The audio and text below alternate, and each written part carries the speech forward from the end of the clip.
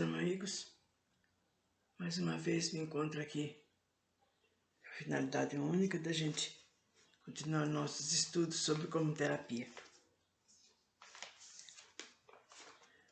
Estávamos falando sobre hiato da mente, que isso ocorre mesmo, viu gente? Já teve pessoas que eu passei cromoterapia que estavam com esse problema, né? E mesmo gente, né? Qualquer preocupação, essa vida corrida, nossa, ainda mais agora com essa pandemia, com essas doenças, com esses problemas todos, né? Não só problema material principalmente, não há quem não esteja com preocupação. Bom, hiatos da mente. Os estados emocionais e psíquicos podem ocasionar a perda temporária da mente, justamente porque o emocional desequilibrado atinge logicamente a psique. Agora, temos os casos relacionados com estados patológicos dentro da neurologia, onde o paciente pode ser levado à perda parcial ou total da mente. São chamados doentes mentais. Nesses pacientes, a existência de um processo físico é evidente. Este quadro se estende a processos biológicos também de origem hereditária. Existe, como já falamos anteriormente, as perdas gradativas e periódicas, ocasionadas por processos respiratórios e circulatórios, onde a falta de oxigenação começa por destruir as células nervosas, afetando a parte cerebral, dentro dos conceitos de ramificação e circulação sanguínea cerebral. Neste item, são incluídos determinados grupos de pacientes, não importando a idade cronológica dos mesmos, justamente porque este quadro pode ser chamado de puramente físico-orgânico, dando para o leitor a visão científica, seus fatores espirituais, para que se torne mais fácil o raciocínio. Mas, se for necessário para aqueles que desejam a colocação karmática, esta posição poderá ser incluída em karma genético ou adquirido. Vamos falar agora sobre coma. Mesmo que o estágio seja passageiro, o paciente sofre um bloqueio. Por quê? O coma nada mais é que a interrupção da passagem do oxigênio. No retorno à consciência é que se pode avaliar quais foram as áreas cerebrais afetadas. O tratamento desse paciente deve ser feito no sentido de levar maior oxigenação para o cérebro, buscando-se compensar os desequilíbrios energéticos sofridos. O coma profundo. Fizemos citações apenas para o paciente em coma passageiro, porque aquele que entra em coma profundo, naturalmente, já se encontra em processo de degeneração orgânica, onde a atividade da circulação sanguínea também encontra-se em estado de deficiência, levando ao fenecimento da matéria física orgânica. Como se pode distinguir as áreas afetadas após o coma? A resposta é dada pelo próprio paciente. Cabe ao terapeuta acompanhá-lo dentro de um quadro de reflexos positivos. Apenas, por exemplo, se as perguntas feitas ao paciente demorarem a ser respondidas, dando a impressão que busca raciocinar de fora para dentro, ou se titubeia e atropela as palavras, dando mostra de esquecimentos de fatos atuais, ou mesmo dentro do quadro que foi atingido, serão os motivos que servirão de base para as avaliações. Eles darão ao terapeuta uma ponte de onde deverá se transportar para atingir o paciente e buscar, através da ativação cerebral, eliminar as sequelas deixadas pela interrupção momentânea, que de outra forma tornará este paciente embotado. A ativação do cérebro. Este é um trabalho que irá exigir do terapeuta a ciência, porque não se pode transformar esse quadro repentinamente. Teremos que abastecer energeticamente toda a ramificação nervosa do cérebro, ativando pontos principais que são as nervaturas e os neurônios. E através da mentalização, vamos também ativar todo o sistema circulatório, onde a região pulmonar e a renal devem ser trabalhadas de uma maneira bem melhor. Estamos dando esta explicação justamente para que os nossos estudantes se liguem à problemática. As recomendações de tratamento devem ser adequadas às partes atingidas e não simplesmente serem feitas em sua totalidade sem que se faça uma melhor avaliação. Eis porque frisamos que o trabalho é para o terapeuta. Não é fácil, gente. Não é fácil, nós estamos lidando com a vida humana, a vida de um irmãozinho que está ali aflito, que está necessitado. Então, todo o trabalho, todo momento é muito essencial, muito necessário o nosso devotamento, o nosso desejo de ajudá-lo. Então, o pouco conhecimento por parte do aplicador vai aumentar o número de aplicações, podendo até ocasionar a desistência do tratamento. Por parte, então, do paciente, que não tem uma noção muito nítida do que está tentando fazer.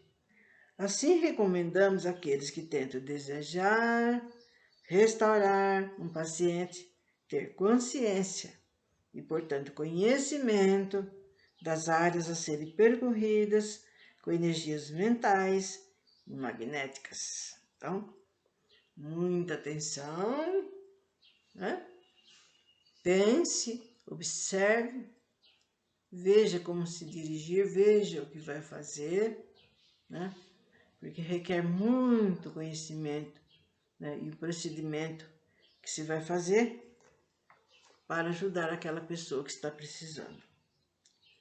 O como nos jovens, geralmente pacientes jovens, onde existe o acúmulo de energia, entenda-se, energia física, espiritual. Este paciente poderá viver alguns anos em estado comatoso, isto porque estará consumindo somente energia espiritual. E pela falta de movimentação, a energia física encontra-se estagnada. A gente já viu casos assim, gente, de pessoas jovens, anos numa cama. Este esclarecimento, gente, é dado apenas para lembrar os nossos estudantes, principalmente aqueles que não acreditam na existência do espírito, que é possível viver, embora a parte cerebral esteja completamente lesada. O caso de pacientes que perdem a consciência em acidentes e não entram em coma. Este paciente sofreu choque emocional e não o orgânico, propriamente dito. O medo tira momentaneamente os reflexos. Isto acontece geralmente com pacientes traumatizados por acidentes. É o espiritual que repentinamente se liga ao físico, não deixando que o paciente tenha consciência da realidade. Passando esse primeiro momento, será possível trazer esse espírito de volta, reativando a mente física e equilibrando a passagem energética.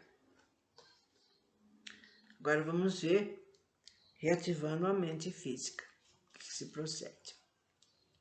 Traumas ocasionados por acidentes.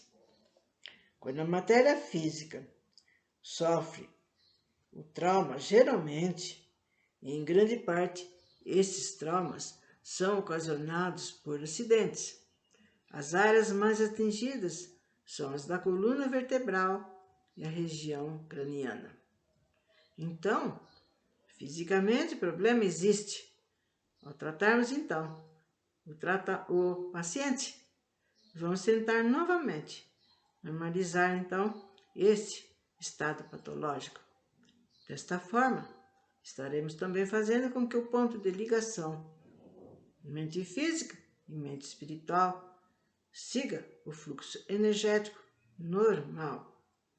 Então, reativar a mente física é recuperar a matéria, né? A parte da matéria física, para que haja conexão com a mente espiritual.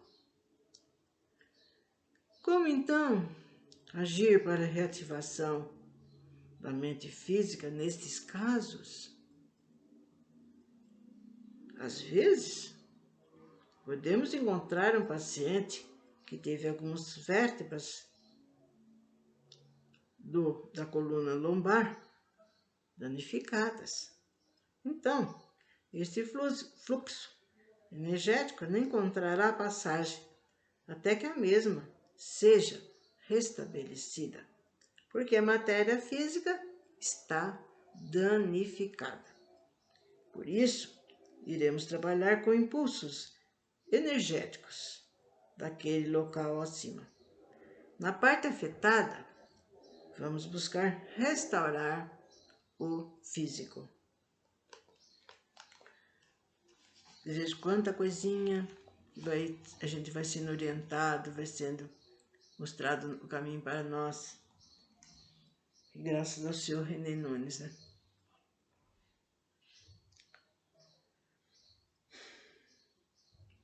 Vamos ver então agora o trajeto das correntes energéticas. As correntes energéticas seguem de acordo com o sistema. Em primeiro lugar, são os impulsos do próprio organismo, dando sequência ao seu funcionamento normal. Quando um sistema se encontra em defasagem, se faz necessário ajudá-lo energeticamente, seja através de doações energéticas, de impulsos eletromagnéticos, ou mesmo com mentalização de energia. Se desejo completar todo o circuito, vamos então passar para as correntes líquidas, porque são elas que abastecem e irrigam toda a matéria física orgânica. Uma pergunta: o peristaltismo tem relação com as correntes energéticas? Só tem, ele nos fala. O enfraquecimento peristáltico dá-se quando o sistema perde os impulsos por falta de energia. Às vezes, o paciente alega enfraquecimento Tal enfraquecimento indefinido representa perda de energia e o seu tratamento começará sempre com um básico completo, que nada mais é do que o próprio reequilíbrio de todo o sistema, isto é, dos campos, corpos e chakras, para o restabelecimento da capacidade energética através dos chakras. São casos comuns, mas que testemunham a necessidade da reposição energética.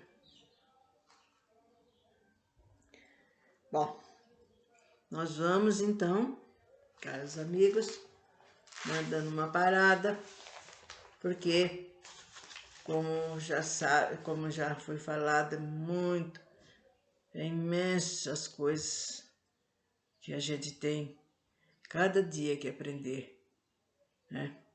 E usá-las, né?